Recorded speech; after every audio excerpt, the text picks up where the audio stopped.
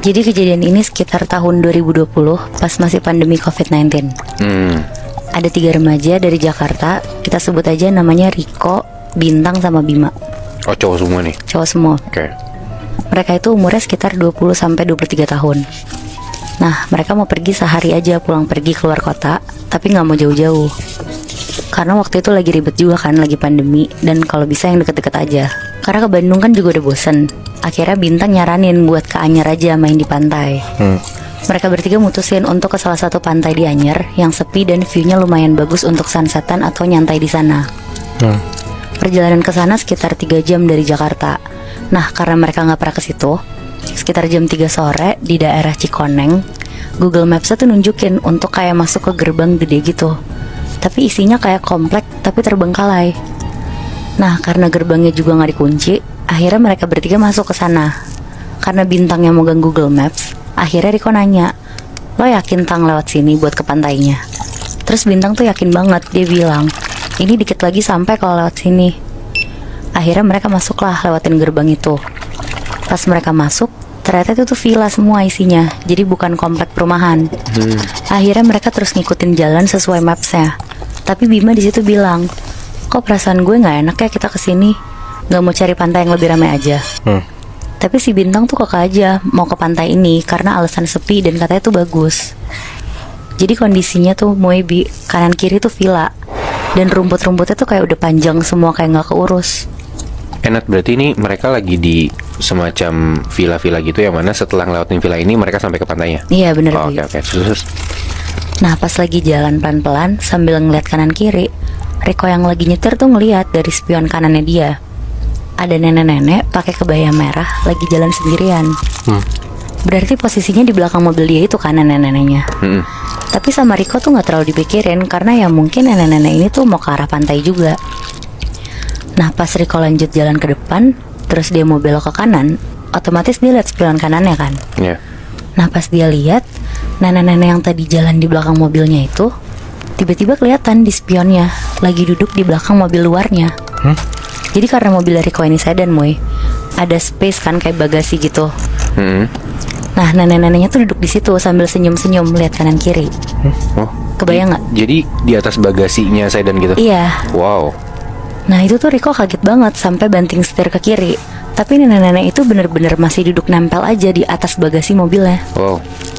Akhirnya Riko bilang ke Bintang sama Bima untuk lihat ke belakang mobilnya dia dan ngasih tahu kalau ada nenek-nenek yang duduk di belakang mobilnya.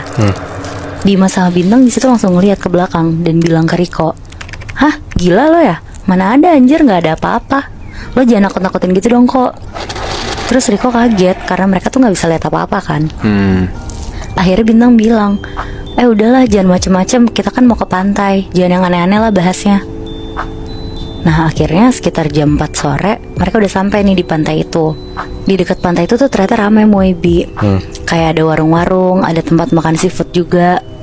Tapi karena mereka datang pas lagi pandemi dan hari kerja, jadi kebetulan pengunjung tuh cuma mereka aja. Jadi penghuni di sana banyak tapi nggak ada pengunjung. Iya benar. Oke. Terus. Akhirnya mereka cari spot lah di bawah pohon gede rindang biar adem. Si Riko bawa tikar, terus mereka pakai itu buat tidur-tiduran. Nah, Bintang sama Bima nggak lama main air di pantainya. Riko tuh juga pengen ikut, tapi sorean lagi katanya, soalnya dia mau tidur-tiduran dulu, capek nyetir katanya. Pas dia lagi merem, kayak ada yang netes-netes gitu dari atas pohon kena bajunya Riko.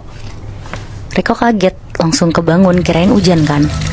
Pas dia melek, Moebi, di atas pohon gede itu ada nenek-nenek yang tadi numpang di mobil Riko, lagi mangap, terus liurnya tuh netes ke bawah, ke bajunya Riko.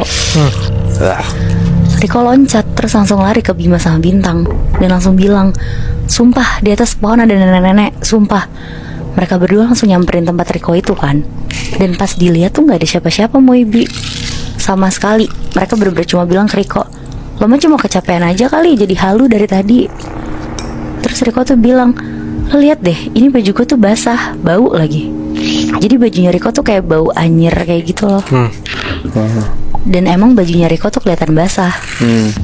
Nah, habis itu dia langsung ganti baju dan pindah tempat duduk. Jadi udah gak duduk di situ lagi. Terus dia bilang ke Bima sama Bintang untuk pulang sebelum gelap, karena dia males ngeliat macam-macam sendirian lagi kan. karena dia udah ketakutan dan teman-temannya masih main air, akhirnya si Riko nih melipir duduk di warung yang ada di sana. Dia mikir mending dia di dekat warga lokal aja lah daripada dia sendirian kan nungguin temen-temennya. Nah kebetulan yang jaga warung ini tuh kakek-kakek dan ada cucunya anak kecil kayak masih sekitar umur 9 tahunan lah. Di situ Riko ditanya-tanya datang dari mana dan tahu pantai ini tuh dari mana. Terus pas udah ngobrol lumayan lama, akhirnya Riko cerita ke kakek ini. Dari tadi pas OTW sini tuh dia ditumpangin sama sosok nenek-nenek. Dan pas dia lagi tiduran di bawah pohon gede itu, nenek-neneknya tuh ada lagi di atas pohon. Pokoknya dia ngerasa diikutin terus sama nenek ini. Anak kecil si cucunya ini ngedengernya tuh ketawa-tawa ke kakeknya. Riko bingung dong, kan soalnya dia cerita juga serius kan, nggak ada maksud bercanda. Iya, maksudnya serem gitu. Iya, tapi kenapa diketawain kan? Nah karena dia diketawain kayak gitu, akhirnya si Riko tuh jadi males dan jadi diem aja bengong sambil ngeliat ke arah pantai. Nah gak lama, dari arah samping kanan Riko datang nenek-nenek yang tadi dia lihat ke arah warung yang didudukin Riko. Jadi Riko kayak duduk di kursi kayu gitu yang ada mejanya juga di depan warung itu. Nah kebetulan si nenek ini tuh juga duduk di sebelah Riko. Sebelah banget. Sebelah banget Moy. Anjir. Tapi Riko tuh pura-pura gak lihat ke arah nenek itu dan ngelihat ke pantai aja sambil deg-degan. Riko tuh berusaha ngelihat pakai ekor matanya Riko loh Moebi ke arah nenek ini. Nah pas kelihatan si kakek warung ini tuh ngasih segelas kopi hitam. Kopinya tuh pekat banget ke si nenek ini. Riko tuh kaget kalau si kakek ini tuh ternyata bisa ngelihat kan nenek-nenek ini. Akhirnya Riko nengok ke arah mereka. Pas Riko nengok kanan, nenek, kakek sama anak kecil itu tuh ngeliatin Riko sambil senyum nyengir gitu loh. Ini serem banget. Tapi tuh diem aja nggak gerak sama sekali. Anjir. Di situ Riko lari kenceng banget sampai jatuh-jatuh ke pasir dan nyamperin orang yang ada di tempat makan seafood. Nafasnya dia tuh bener-bener terengah-engah banget sambil nanya ke mas-masnya itu, "Mas, itu warung apa sih? Siapa sih yang punya?" Kata mas-masnya, "Warung depan ya? Kosong mas, nggak ada yang jual, pulang kampung orangnya." Terus itu siapa? Kakek-kakek, anak kecil sama nenek-nenek.